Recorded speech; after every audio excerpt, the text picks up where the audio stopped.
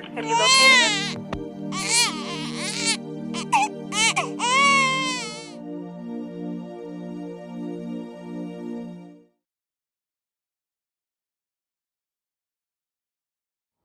Afternoon, everybody. It's been a few weeks, I think about 3, since I did my last story, last episode of my story, and that was all about the two great people who were creators behind We've Got Your Six, which was a fundraising event, and there were the two people that created it, and then behind them was a whole community of donors and volunteers, friends and family, and within the family context, I of course include first responders, and most of which were people that I've worked for or with over the years, and some people that I barely knew who came out and supported in support of me and my family.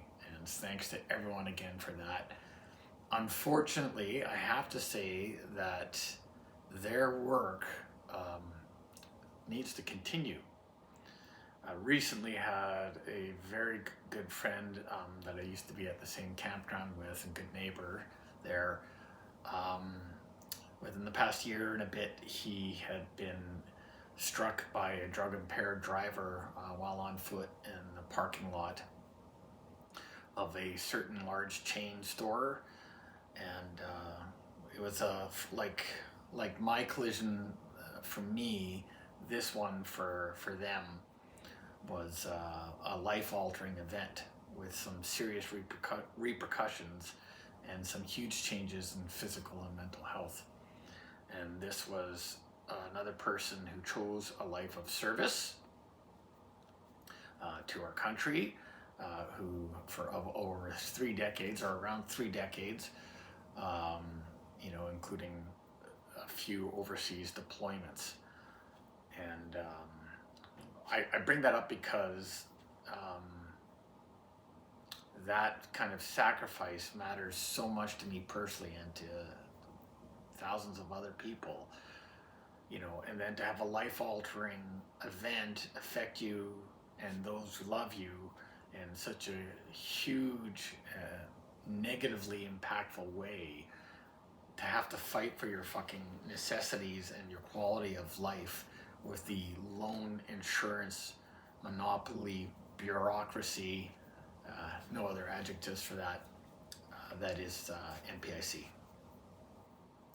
And hopefully it'll work out that something can be done for this person and their family, and because the people behind We've Got Your Six are the right ones to do it, and it's for a good cause. And fighting injustice by an insurance agency who continues to victimize people is a hill to die on, or a hill to fight on anyway. So moving forward in my story, one of the things I talked about a couple of episodes ago was, now that I was at home and not being able to work, not having a job, and I had a lot of spare time, and I didn't want it to be negatively wasted on being on a screen all the time, or watching TV, or looking at my phone. And before I got physio up and running, and I started progressing and healing, and then I didn't want to just fucking sit either, because that's not good for the old brain helmet.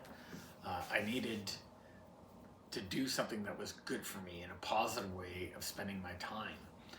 Aside from these 3 things here, which I've barely missed a day of in over a year, this was something creative. Part of the issues, huge part of the issues, which for a lot of people, and for myself, except for those closest around me, the issues were unseen. Unless you were here all day, every day, or on a regular basis. You might have known about some of my physical challenges with mobility and activities of daily living.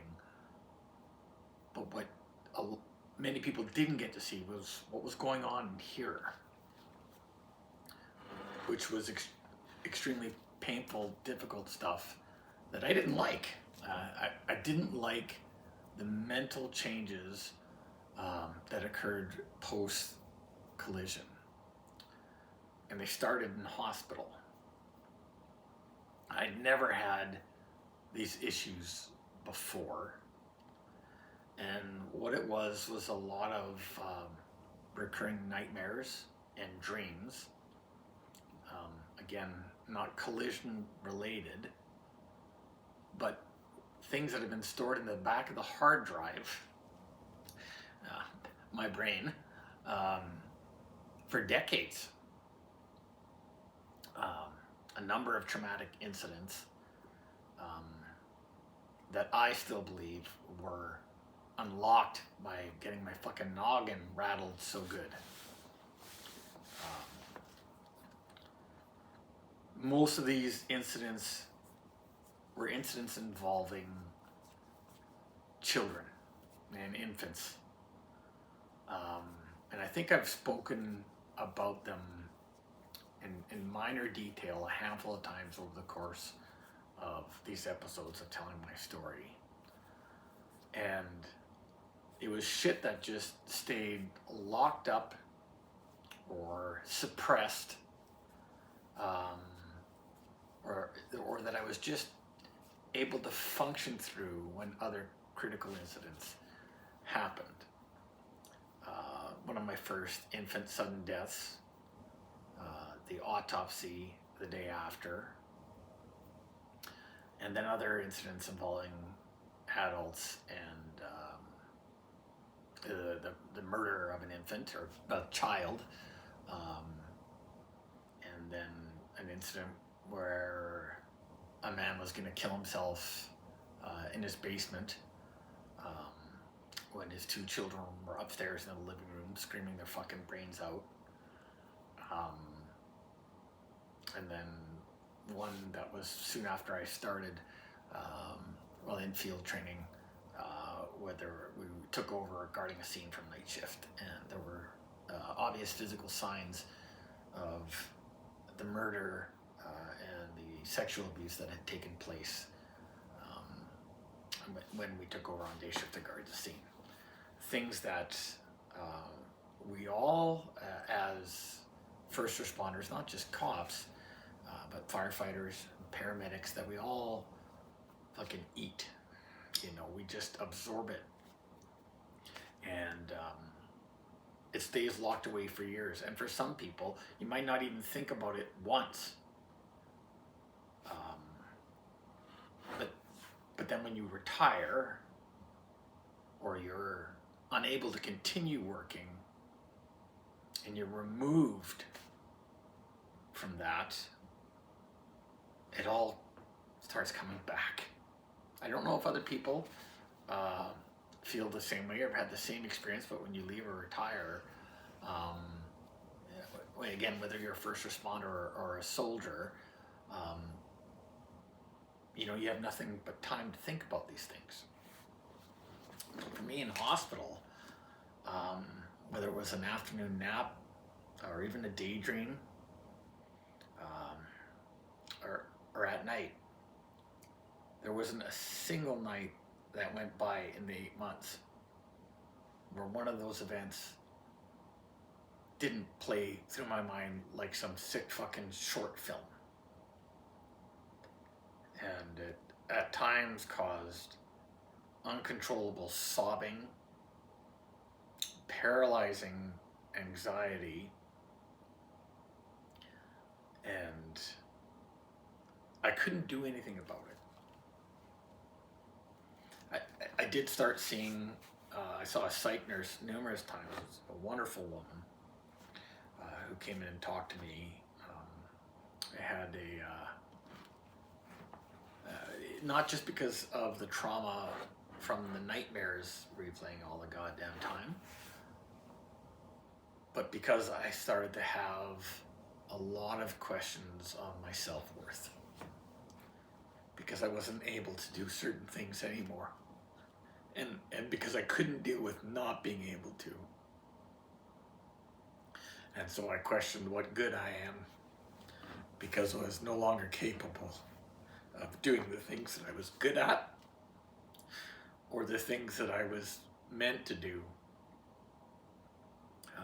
not just career-wise, but family-wise. And so it all caused me to really question how good of a dad I was, how good of a husband I was. And well, a constantly arising thing was, well, what was my purpose? Now, because I knew what it was for over 2.5 decades. And so on top of all the nightmares that I couldn't deal with any longer as I had before, and just having the fucking time, and that I couldn't get out of my situation, I couldn't get out of my room, I couldn't get out of staring at the same fucking ceiling. Well, I couldn't get away from these things. I couldn't drink fucking booze. I couldn't use drugs. Legal drugs. CBD, THC. And although I understand that combining those things and using those things to keep shit out of my head isn't necessarily the healthiest thing to do, but it was effective. I wasn't able to use them because of the prescription meds that I was on while in hospital, and I couldn't change that prescription medication because it was all administered by nurses and doctors for a very good reason.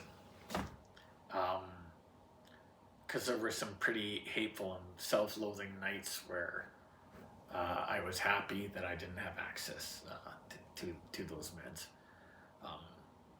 Which, if you asked me 10, 15 years ago, in the confident and pride years of my career, I saw as just as a weakness.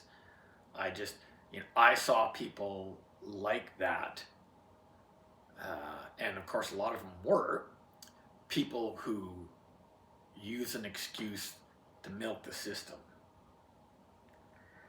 And I think we as cops and first responders as well, maybe, we're just fucking, not obliterated, but we're just repeatedly knee deep in the shit of people at their worst. Negative circumstances where people don't have a healthy support system to help them get out of the horribly negative way of thinking. Some individuals are still able to do it, and to go overcoming addiction or abuse or whatever it is that's leading to the unhealthy mental thoughts. I don't think socioeconomic status is always a valid reason to blame the inability to fight mental health challenges, but what did we see as cops and paramedics and firefighters? We only saw the worst people. We were never called to the homes for good reasons, or at least very rarely. But so in hospital, I had a fantastic psych support team. Not just the nurse that I saw regularly, but there was a psych student and then a psych team that I saw a few times. Who got to know me and who listened to what my issues are and why they were happening. And although I fucking hated it, the recurring thought in the back of my stubborn French Canadian head was that I cannot let this defeat me, and I have to get better not just for myself, but my family and friends need me. Even though I was never very handy before, but I was awfully helpful. But I couldn't imagine the toll that it was having on them, seeing me like this and them not being able to fix it. So when I got back home, as I said before, on top of spending a lot of time on these three beautiful six strings next to me, I thought that what I needed to do for myself and for others, and not that my intent as a cop was ever to inspire anybody else, or that my experience as this collision victim was meant to inspire anybody else. But if it can, if I can, then it should. If I can reach one other person through this format, through another format of telling my story, of all the things that we see, I thought that is a good thing. And I hope to one day see it through to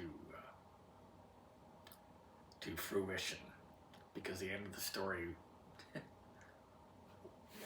won't be over for a long time. So I went back to the very start of my career at recruit class, which is the start for all of us. And I documented my experience, all the major moments or times in my career, including the horrible, tragic, painful ones, but I also included a lot of the fun shit, of which there's a far greater number of good stories. Because if you can't laugh, you can't have fun while you're at work, it will eat you alive. So the purpose of it was my own self-healing, documenting my career, not that I in any way, shape, or form think that I'm a subject matter expert, or that I'm the be-all, end-all of GP, General Patrol work, our specialty unit work, vice, drugs, organized crime, drug dog, all that kind of stuff. But I wanted to make something real, timely, and relatable. Because over the past few years, there are a lot of first responders and families that are hurting. And if I made something that was from a real street cop's experience, that was relatable, and not just a book about police leadership or unsolved cases of homicide or command experience, but something that the general guy and gal could look at and say, I've been through that. I've been to an event like that. I've been the shooter in a critical incident. Something, I've been to horrible child deaths, things that just fucking haunt you. If they saw someone, not just someone that they knew, or someone, just your average dude who's been around for a long time and has spent the majority of his career on the street. So I documented all those things, and part of it is so that people get to know me, get to know the story, and can see some commonalities, um, career-wise, but also in family-wise and mental health-wise, and in fighting to survive. And I hope that this ever gets done, that it's an available resource for others. Of course, part of that, a huge part of that story, is the documented fight against the worst bureaucracy in our province. I challenge anyone to come up with a worse one, because people need to know how to fight, and how that in a career as a first responder can really make for some hard days. My story is designed to help people get through it, and that is what I intend to do. So stay tuned for next time. We're getting a little bit above that 20-minute mark, and I know this is where people, especially cops, start to lose the fucking attention, because they want a quick, fast story with all the facts and pertinent details in a short amount of time, so that we don't become annoyed. But I'll continue on. And until then, I just want to encourage anybody who might be going through some similar things, not just the MPI bullshit, but some dark times in their head, that if you're having a hard time, reach out to your behavioral health units, reach out to, a counselor of some sort, find the right one that works for you, reach out to peer support, talk to your friends, talk to your family, because too many of us are taking ourselves out of the picture before it's our time. Nothing matters more than your physical and mental well-being, and continuing to be here for those that need you. So if you're having a hard time, talk to someone, talk to anybody. If it's a real bad time, call 911. If it's a bad time, but you just need some help, guidance, and resources, call 988. Take good care of yourselves. Love you guys, even if I don't know yet. And we'll talk to you soon, where we'll pick up from here. Take care.